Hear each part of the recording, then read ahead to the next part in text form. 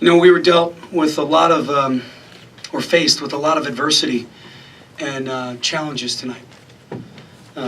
Tony Carr goes down, some early foul trouble. Our guys still got to learn how to play with early foul trouble and not worry about fouling. I think some of our guys stopped playing as aggressively as I would have liked. But we found a way, and that's the making of a really good basketball team. I thought, obviously, Lamar, throughout the entire game, we knew that we could give him the ball and he could make some plays for us. And then Shep really stepped up. Talk about a kid who hasn't been stroking the ball the first couple of games, misses 2 free throws, and then he drills two threes. That's what a senior does. That's what a leader does. And then I look at the free throw line, and we've been shooting very good free throws. And for us to shoot 14 of 24, missed a couple front ends of one-on-ones, we faced a lot of adversity, and good teams find ways to win. Pat, what's the prognosis, if you have one, on Tony? Right now, I just know an ankle sprain. The severity of it, I do not know, but I will be sure to give you that information as soon as I get it. Did he try to get back in the game? I think he could have. At the time, we were he wanted to. Let's just put it that way. He wanted to. But I felt like we were up 10, and this is Tony. The long haul is more important than the short term. So I decided to sit him. What do you think the team would have responded maybe in a situation like that last year as compared to what they did tonight? And how do you think Jamari played? Yeah, last year we were a little bit inconsistent. That's why it's a good question, but I don't want to talk about last year. But we were a little inconsistent, but now we're starting to respond. It's a big word I've been using. We're responding more to challenges and getting punched in the face and just coming back and making plays. So it was great to see us do that. I think Jamari gives us great pace and great speed. I thought he did a really good job on both ends of the floor. He really disrupted on defensive end.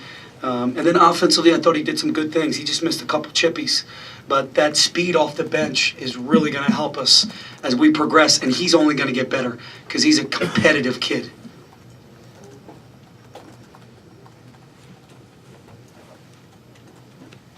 Coach, what do you think it says about the state of your team that you can lose a player like Tony Carr but still have another player like Lamar Stevens to go to and deliver offensively for the team? Yeah, it just shows you we have some players on this team. On any given night, anybody's going to step up.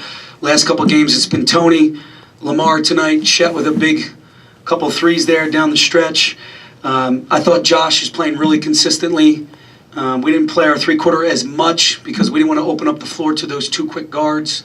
But usually he gets his steals and, he really gets us going. But those guys are really stepping up for us. And again, it's only Mike's second game back. So as we get him in the flow of things, we got some options. Pat, wait in the back here.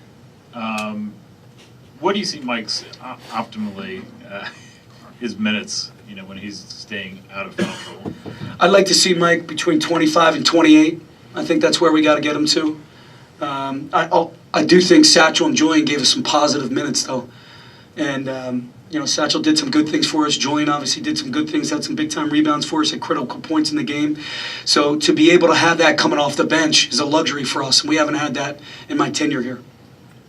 Pat, it seemed like they were a little more aggressive defensively than the first 2 teams you played. How do you think your guards reacted to that, and what challenges did that pose to you? Well, again, 15 turnovers is not what we're looking for. We knew they were going to play aggressive. They played aggressive versus Pitt. We knew that they were going to blitz ball screens. We were prepared for them to double the post. We just need to keep getting reps at it. We got to make better decisions, get the ball to the other side and make plays, either shoot threes or drive the ball on some closeouts. So it's something that's a work in progress for sure. But give Montana credit. Travis does a great job. I was really impressed watching his tape versus Pitt and his tape versus the Division, I think 2 or 3 team. They run some good stuff. Those guards are really talented. And they know their identity. I was really impressed. Coach, right here in the back. How big was it for your team when Shep Garner hit those 2 threes? It really looked like it seemed to calm the team down, and it kind of because it looked like the game could have gone out of hand. Well, it definitely could have swung. We were still winning the game at that point, but it was a big time effort by him to have the confidence, because we had set up a couple plays for him, and he was reluctant to shoot. And then, after those 2 missed free throws, we had a short chat on the sideline there, and I think he responded really well to what I was saying. Pat, here in the back. Was this win, obviously with everything that happened with Tony and then Shep returning, more of a character-building win or character-revealing in your mind? Did you learn anything about them tonight? I learned that we got some tough kids that believe in what we're doing. They believe in one another. They believe in what the staff's doing. There's a lot of trust that we're building here. I'm not going to say it's all the way there yet, but you saw that in a game when things weren't going our way. Because you could easily put your head down after missing all those free throws. You could easily put your head down after turnovers. And I thought our guys, for the most part, kept it together. To hold that team, and that's a talented team, to 57 points shows what we got inside that chest. The play of Satchel tonight, is that ultimately what you want to see out of him in the role that you want him to play? The non-conference for Satchel is going to be challenging, so I got to pick and choose when I want to get him some quality minutes.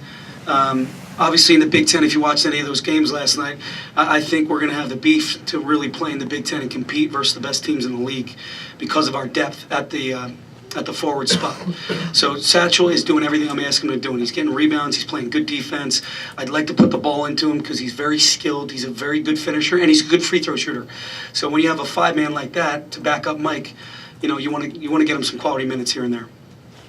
You only took 12 threes tonight, which seems low, I guess, for you guys. Was that a symptom of Tony being out, or Shep being out, or just the team that you were I think playing? that's a symptom of Montana's defense. I thought they were very aggressive. It was a little bit like FDU, a little bit like Campbell. They just try to throw different presses at us, different traps at us, and that's why you got to teach concepts. And I thought we attacked closeout. I thought we attacked the paint. And we had 28 in the paint, which is very good. And we were getting to the free throw line. We've been getting to the free throw line. We just didn't make them tonight, and that's going to happen. That's why we got to rely on our defense and rebounding. You mentioned saving Tony for the long haul. Unless he comes back with treatment in a really positive manner, is there a chance he just doesn't play Friday if he's sitting at 75% or what? Him and I will meet tomorrow. Well, I'll get with the trainer. We'll meet. We'll talk. We'll see where he is. And again, I want to do what's best for the team, but I want to do what's best for Tony.